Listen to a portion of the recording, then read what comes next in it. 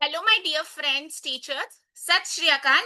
आज मैं आपके साथ रिसर्च के टॉपिक्स और रिसर्च टाइटल्स को डिस्कस करूंगी।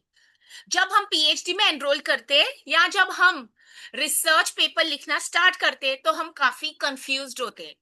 तो हमें समझ नहीं आता कि रिसर्च टाइटल और टॉपिक में क्या डिफरेंस है। मुझे काफी बार ये रिक्वेस्ट आ चुकी है, तो मैंने सोचा अब मैं जब रिसर्च की प्लेलिस्ट बना ही चुकी हूँ तो आपको हर कॉन्सेप्ट को थोड़ा सा इन डेप्थ में एक्सप्लेन करने की कोशिश करूँ। अब तक अगर आप मेरे चैनल से नहीं जुड़े तो मैं रिक्वेस्ट करूंगी आप सबको कि थोड़ा सा प्यार दिखाइए। मेरी नॉलेज अगर आपको अच्छी लग रही है, मैं जो आपसे शेयर कर रही हूँ, तो आप आके मेरे चैनल को जरूर लाइक भी करें, शेयर भी करें और सब्सक्राइब भी करें, ठीक है। तो मैं हमेशा कहती हूँ साथ में बुक डायरी जहां पर आप नोट्स बना रहे हो वो भी लेके आइए, या एक बार पूरा पहले वीडियो सुन लीजिए, फिर वीडियो को वापस देख के आप नोट्स बना सकते हैं। तो सबसे पहले मैं चलती हूँ। जैसे टॉपिक है डिजिटल मार्केटिंग, और डिजिटल मार्केटिंग अब एक ऐसा टॉपिक है जो अब तक ट्रेंडिंग चल रहा है, ठीक है। हम उसको कितने एंगल से एक्सप्लोर कर सकते हैं ये हमारी क्रिएटिविटी रहती है। अब आपको लगता होगा डिजिटल मार्केटिंग बहुत न्यू नहीं है, भले वो 10-12 साल से, बट याद रखिए वो जब से स्टार्ट हुआ था उसके एग्जिस्टेंस सोर्स, तो वो आपको पता होना चाहिए, ठीक है। अगर हमको लगता है वो टॉपिक न्यू है तो आप जाके थोड़ा उसको स्टडी कीजिए कि 10 साल पहले आया कि 20 साल पहले या 20 साल के पहले भी था। तो let's analyse this. Digital marketing है जैसे the effectiveness of Instagram ads. Ads मतलब advertisement in influencing purchase decisions of teenagers. अब देखिए यहाँ पर डिजिटल मार्केटिंग मेरा टाइटल नहीं है, डिजिटल मार्केटिंग मेरा टॉपिक है। अब टॉपिक को मैंने कैसे टाइटल में फ्रेम किया है, तो यहाँ पर इंस्टाग्राम एड्स, तो सबसे पहले मुझे पता होना चाहिए कि इंस्टाग्राम एड्स भी डिजिटल मार्केटिंग में आता है। तो हम चेक कर रहे हैं क्या इफेक्टिव है इंस्टाग्राम एड्स। किस पर हम चेक कर रहे हैं? Influencing purchase DC. तो मेरी ऑडियंस टीनेजर्स है, सबको पता है 13 to 19 इज टीन, ठीक है। तो अब मैंने आपको कल कंट्रोल वेरिएबल्स भी बताए थे और कॉन्टेक्स्ट भी एक्सप्लेन किया था, ठीक है। तो जो चीजें कर, तो अब throughout the study teenagers ही मेरी ऑडियंस रहेगी, ठीक है। ओके। तो अब आपको याद रखना है कि कंट्रोल वेरिएबल क्या रहेगा। तो हम क्या देखने वाले? इंस्टाग्राम एड्स की इफेक्टिवनेस, इम्पैक्ट, परचेजिंग डिसीजंस, और किन के? टीनेजर्स। तो यहाँ पर ये मेरा बन जाएगा इंस्टाग्राम एड्स, मेरा डिजिटल मार्केटिंग बन जाएगा इंडिपेंडेंट वेरिएबल, और इन्फ्लुएंस वो कर रहा है किसको? परचेज डिसीजन, ठीक है। तो परचेज डिसीजन मेरा डिपेंडेंट वेरिएबल बन जाएगा। याद रखिए जो आप वर्ड्स यहाँ यूज करते हो, इफेक्टिवनेस, इन्फ्लुएंसिंग, यही पर आपके स्टैटिस्टिक्स भी पता लग जाते हैं। आने वाले सेशंस में हम वो भी डिस्कस करेंगे। सेकेंड है ब्रांड अवेयरनेस। मैं मार्केटिंग कॉमर्स की टीचर हूं तो मैंने कुछ एग्जांपल्स जनरल वाले लिए जो साइंस वालों को भी समझ आएंगे, हिस्ट्री वालों को भी, और आप अपने डोमेन स्पेसिफिक को स्टडी कर सकते हैं।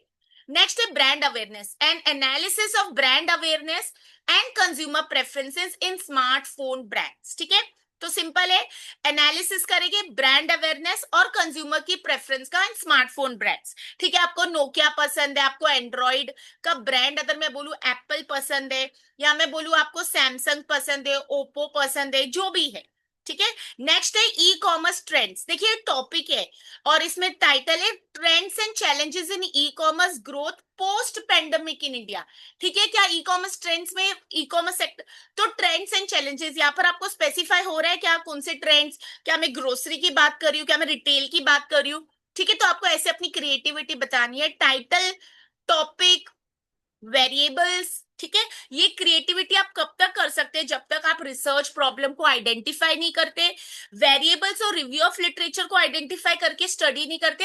एक बार आपका अगर पीएचडी के लिए टाइटल, टॉपिक अप्रूव हो जाता है तो आप उसमें बाद में चेंजेस नहीं कर सकते। कुछ यूनिवर्सिटीज आपको फ्लेक्सिबिलिटी देती है कि अप्रूवल लेटर के बाद आप अपने ऑब्जेक्टिव्स या हाइपोथेसिस चेंज कर सकते हैं, बट टाइटल नहीं चेंज होता क्योंकि वही हमारा अप्रूवल में जाता है। ओके। अब ग्रीन मार्केटिंग है impact of green marketing practices on urban millennials पर, ठीक है। तो ग्रीन मार्केटिंग एक ब्रॉडर टॉपिक है। हम चेक करें क्या इम्पैक्ट है ग्रीन मार्केटिंग प्रैक्टिसेस का। जैसे गणपति बप्पा इन्वायरमेंट फ्रेंडली है, हम उनका विसर्जन भी आजकल कहां पर कर रहे हैं?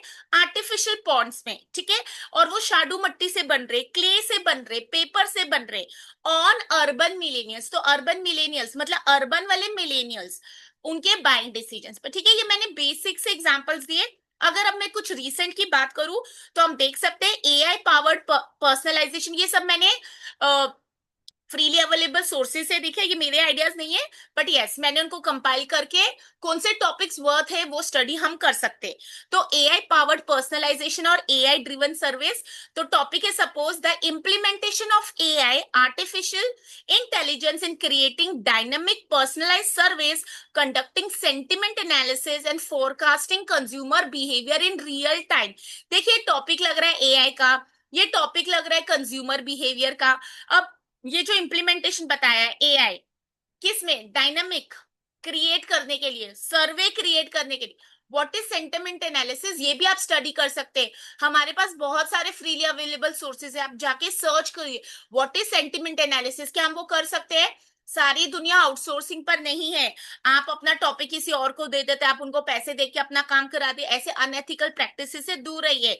हमारे पास इतना, मैं बोलूंगी क्रिएटिविटी है, सिर्फ हमको टाइम निकालना है कि जो चीजें हम खुद कर सकते हैं एटलीस्ट उनके लिए तो हम पैसे देके काम नहीं करवाए। मेरा ये इनिशिएटिव इसलिए है क्योंकि मैंने देखा है बहुत सारे लोग अपने पेपर्स, रिसर्च पेपर्स, ऑथरिंग सब कुछ आउटसोर्स करा रहे हैं। तो कहीं ना कहीं हमारी अनएथिकल प्रैक्टिस की तरफ झुकाव बढ़ चुका है। ठीक है, टाइम निकालना पड़ता है, क्वालिटी टाइम हमेशा दे के ही।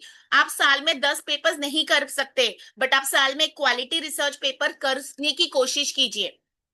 अब इसके टाइटल क्या बन सकते हैं, effectiveness of AI artificial driven real time service in predicting consumer purchase intent, impact of AI powered sentiment analysis on predicting brand loyalty. अब इसमें से कुछ ऐसे वर्ड्स है जो आज आपने पहली बार सुने होंगे या आपको आता होगा, तो आप इसको आगे कैसे फॉरवर्ड स्टडी को लेके जा सकते हैं। ठीक है, तो एआई की देखिए टॉपिक क्या था और उसमें से हमने टाइटल क्या बनाया है। अब यहाँ पर अगर मैंने इम्पैक्ट है तो इम्पैक्ट कैसे मेजर होगा, किस चीज का impact, AI powered sentiment analysis ये क्या होता है, किस पर, प्रेडिक्टिंग ब्रांड लॉयल्टी। ठीक है, तो वेरिएबल्स कंस्ट्रक्ट्स मैंने अपने प्रीवियस सेशंस में एक्सप्लेन किए। आप अब तक मेरे अदर चैनल से नहीं जुड़े तो मेरी प्लेलिस्ट है आओ रिसर्च सीखे, आप वीडियो के टाइटल, सेशन के टाइटल को देख के आपको जो स्टेज पर आप पीएचडी में रिसर्च स्टार्ट कर रहे हैं आप वहां से वीडियोस को देख सकते हैं। अपने फ्रेंड्स के साथ भी शेयर कीजिए, कोलीग्स के साथ भी शेयर कीजिए और अपने स्टूडेंट्स के साथ। और अगर आपको लगता है कि मैं आपको हेल्प कर सकती हूँ किसी टॉपिक में तो आप मुझे कमेंट करके भी जरूर बताइए। Generative AI and marketing strategy, सबसे पहले तो हमें पता होना चाहिए व्हाट इज जनरेटिव एआई। तो हाउ, देखिए topic exploring how generative AI that is including storytelling, content creation, campaign automation reshapes the marketing strategies, कैसे एआई ने मार्केटिंग स्ट्रेटेजीज को रीशेप कर दिया है। अब इसके टाइटल क्या बन सकते हैं, exploring generative AI story tellings role in fostering brand engagement, AI powered personalization engines effects on conversion and reality, sorry loyalty. अब यहाँ पर क्या होता है, AI powered personalization है, उसका क्या देख रहे हैं हम, इफेक्ट देख रहे हैं ऑन कन्वर्जन, क्या कस्टमर कन्वर्ट हो रहा है एक्चुअल, मैं जब जाती हूँ किसी से मार्केटिंग करने वो प्रोस्पेक्ट होता है, क्या वो कस्टमर बन रहा है, और फाइनली उसकी लॉयल्टी क्या है। ठीक है, how do you explore generative AI story telling through, जो भी वर्ड्स नहीं उनको स्टडी कीजिए। ये जो वर्ड्स मैं बोल रही हूँ ये रिसर्च में वेरिएबल्स है, कंस्ट्रक्ट्स है, आप इनके ऊपर कैसे अपनी स्टडी कर सकते हैं। ठीक है, देखिए तो मैंने यहां पर बताया एआई, ये सब रीसेंट टॉपिक्स है। थर्ड, जनरेटिव इंजन ऑप्टिमाइजेशन, अब तक हमने एसईओ सर्च इंजन ऑप्टिमाइजेशन तो सुना है, but what is generative engine optimization, optimizing content visibility and brand credibility in AI generated search outputs by adapting to generative engine algorithms. थोड़ा सा tough है हमारे लिए, बट जब हम स्टडी करेंगे कौन से एंगल से स्टडी करना है, क्या मैं साइकोलॉजी से स्टडी करूं, क्या मैं टेक्नोलॉजी के पर्सपेक्टिव से स्टडी करूं, क्या मैं कस्टमर के पर्सपेक्टिव से स्टडी करूं, ये सब हमको डिसाइड करना है। टाइटल्स देखते हैं, suggestive strategies for generative engine optimization, ensuring brand visibility in AI synthesized search results. तो हम कैसे अपनी ब्रांड की विजिबिलिटी हाई कर सकते हैं या उसको बढ़ा सकते हैं, कौन से एनवायरनमेंट में, जब एआई सिंथेसाइज्ड सर्च रिजल्ट्स हो। अब देखिए ब्रांड एक्टिविज्म टॉपिक है, how brands taking social, political और environmental stances influence consumer perception and loyalty. तो हम यहाँ पर किसकी बात करें, ब्रांड्स, कहां बात करें, कंज्यूमर परसेप्शन एंड लॉयल्टी। तो what is the impact of brand activism on purchase behaviour among Gen Z consumers. तो यहाँ पर जेनजी आपका क्या बन जाएगा, टारगेट ऑडियंस क्या देख रहे हो आप? ब्रांड एक्टिविज्म किसके ऊपर? Purchase behaviour. किसके परचेज बिहेवियर पर? Gen Z consumers. एक और देख लेते हैं, टेक्नोग्राफिक्स इन कंज्यूमर सेगमेंटेशन। तो कंज्यूमर सेगमेंटेशन तो पता है, but what is technographics? Using consumer technology patterns such as technographics to better segment audiences and drive the brand performance. तो यहाँ पर आपका टाइटल बन सकता है technographic segmentation and its effect on reducing cart abandonment in e commerce. अब cart में हम स्टोर करते, कई बार हम परचेज नहीं करते, सेव करने के बाद कभी कभी हमको मैसेज आता है आपका कार्ट आपको मिस कर रहा है। तो यहाँ पर आप टेक्नोग्राफिक सेगमेंटेशन की बात कर रहे हो, और इसका effect is reducing cart abandonment, मतलब लोग आपके परचेज को छोड़ के नहीं जाए। ठीक है, तो देखिए टॉपिक्स, टाइटल्स कैसे फ्रेम हो रहे हैं।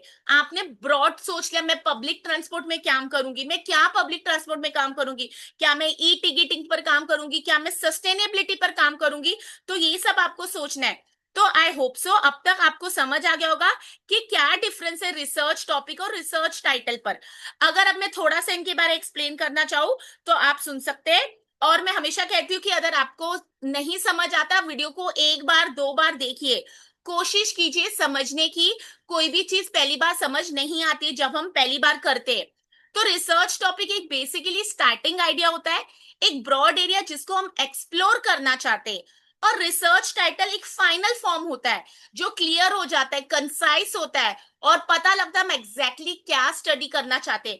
तो अगर मेरा रिसर्च टॉपिक मुझे पता है तो मैं रिसर्च टाइटल बना सकती हूँ फ्रॉम ब्रॉडर टू फाइनल। ठीक है, और अगर दोनों में क्या डिफरेंस है मैं बोलूं तो रिसर्च टॉपिक जनरल है, रिसर्च टाइटल स्पेसिफिक है। रिसर्च टॉपिक ब्रॉड है, रिसर्च टाइटल नैरो है, फोकस्ड है। रिसर्च टॉपिक क्या हेल्प करता है? It helps to identify and define the field of study. Research titles helps to describe the exact focus of the research. कब create करना होता है, कब बनाना होता है, कब डिसाइड करना होता है? जब हम रिसर्च स्टार्ट करने वाले होते हैं। और रिसर्च टाइटल कब फ्रेम होता है? जब मैंने अपने ऑब्जेक्टिव्स और मेथोडोलॉजी डिसाइड कर लिए, ताकि मुझे मेरी टारगेट ऑडियंस और मैं क्या स्टडी करने वाली हूँ वो भी पता लग जाता है। मैं आने वाले सेशंस में आपको बताऊंगी टाइटल कब फ्रेम होना चाहिए और कब कर सकते हैं। फ्लेक्सिबिलिटी किस में होती है? रिसर्च टॉपिक फ्लेक्सिबल है। आप जब तक अपनी प्रॉब्लम आइडेंटिफाई नहीं करते आप फ्लेक्सिबल रह सकते हैं। और रिसर्च टाइटल फिक्स हो जाता है एक बार अगर आपने कहीं पर उसको प्रेजेंट कर दिया, ये आपका रजिस्टर हो गया। रिसर्च टॉपिक डिटेल होता है, बट वो जनरल लेवल पर होता है। और रिसर्च टाइटल हमेशा स्पेसिफिक होगा, वो बताएगा आपको वेरिएबल्स, पॉपुलेशन, कॉन्टेक्स्ट। ठीक है, जो बार बार चेंज नहीं होगा। एग्जाम्पल अगर मैं फिर से दूं तो रिसर्च टॉपिक कस्टमर लॉयल्टी है, और रिसर्च टाइटल है फैक्टर्स इन्फ्लुएंसिंग कस्टमर लॉयल्टी इन ई कॉमर्स प्लेटफॉर्म्स। ठीक है, तो आपको ये याद रखना है कि जब हम टाइटल की बात करें वो हमेशा स्पेसिफिक हो। ठीक है, उसको ये एक नाम देते हैं हम अपने पेपर को जब हम पब्लिश कराएंगे। वो एक्सप्लेन करता है मेरी स्टडी क्या है, क्या वेरिएबल्स रहेगी, क्या पॉपुलेशन रहेगी, कौन से लोकेशन कॉन्टेक्स्ट में स्टडी की है। ठीक है, तो एक तरह से ये मेरा नाम बन जाता है, और इससे एग्जैक्टली समझ आता है हम क्या इन्वेस्टिगेट कर रहे हैं। तो ये हमेशा स्पेसिफिक और फोकस्ड होना चाहिए, क्लियर और इंफॉर्मेटिव होना चाहिए। इट इंक्लूड्स कीवर्ड्स, जैसे उसमें समझ आना चाहिए स्कोप क्या है, सब्जेक्ट क्या है। और ये जनरली टॉपिक बनने के बाद हम लिखते हैं। ठीक है, तो आपको ये याद रखना है। और अगर मैं टॉपिक की बात करूं तो ये जनरल सब्जेक्ट एरिया है, एक थीम है। ठीक है, एक डायरेक्शन देती है मेरे टाइटल और ऑब्जेक्टिव्स के लिए। इससे मेरा फील्ड ऑफ इंटरेस्ट पता लगता है, स्कोप एंड ऑब्जेक्टिव्स मुझे बनाने होते हैं, और ये हमारी फाउंडेशन की तरह सर्व करता है। ये जनरली ब्रॉडर है, ये फ्लेक्सिबल है, क्योंकि ये बार बार हम चेंज करते हैं जब तक हम टाइटल पर नहीं जाते। और it is not necessarily for submission और पब्लिकेशन। आप अभी आइडिया सोच रहे, consumer behaviour, social media, brand loyalty, pricing strategies, ये सब हमारे टॉपिक है। ठीक है, तो आई होप सो आपको ये क्लैरिटी मिल गई है। और अगर आप रिसर्च करने जा रहे हैं तो आप इतने क्लैरिटी से जाएंगे। मेरी बहुत सारी वीडियोस है आओ रिसर्च सीखो में। Before you plan to outsource, before you plan to enroll for your PhD, before you think of starting to write a research paper, I'll suggest at least, मैंने बहुत बेसिक लेवल पर explain किया है। मैं भी अपने मेंटर से सीखती हूँ और आप तक लेके आती हूँ। ठीक है, रिसर्च ऐसा सब्जेक्ट है जहां पर हम कभी नहीं कह सकते कि मुझे सब कुछ आता है। ये ऐसा फेज है जो कभी भी हमको लर्नर ही रखता है। जिस दिन मैंने बोल दिया मुझे सब कुछ आ गया, उस दिन डेड एंड है कवलप्रीत का। ठीक है, तो याद रखिए, किसी को हेल्प करने से, किसी से शेयर करने से मैं पीछे नहीं हो जाऊंगी। ठीक है, हमें याद रखना है कि हम एक टीचर है, हम नेशन बिल्डर है, और जहां भी किसी को हम सपोर्ट कर सकते हैं जरूर करिए। बट मैं आजकल साथ में ये भी कहती हूँ, कभी सामने से एक्सपेक्टेशंस मत रखिए। ठीक है, तो फिर मिलते हैं नेक्स्ट सेशन में। आप ये वीडियो को चेक कर लीजिए एकदम एंड तक। अगर आप वीडियो देखते रहते हो तो आपको समझ आता है कि मैंने क्या एक्सप्लेन किया और हम उसको कैसे अपने रिसर्च स्टडी में यूज कर सकते हैं। कल 30 अगस्त है, महाराष्ट्र सेट एग्जामिनेशन का रिजल्ट आने वाला है। मेरे चैनल पर बहुत सारे नेट सेट के पेपर 1 और पेपर 2 कॉमर्स की वीडियोस है। अगर आपको मेरे सेशंस पसंद आ रहे हैं तो जरूर लाइक शेयर और सब्सक्राइब कर दीजिए। फिर मैं मिलती हूँ आपको नेक्स्ट सेशन में। Till then take care, God bless you all, may you all get selected for PhD. आपका द पीएचडी में कोई दिक्कत आ रही है तो वो सॉल्व हो जाए और आप लोग नेट सेट में क्वालिफाई हो जाए। फिर मिलती हूँ मैं आपसे नेक्स्ट सेशन में।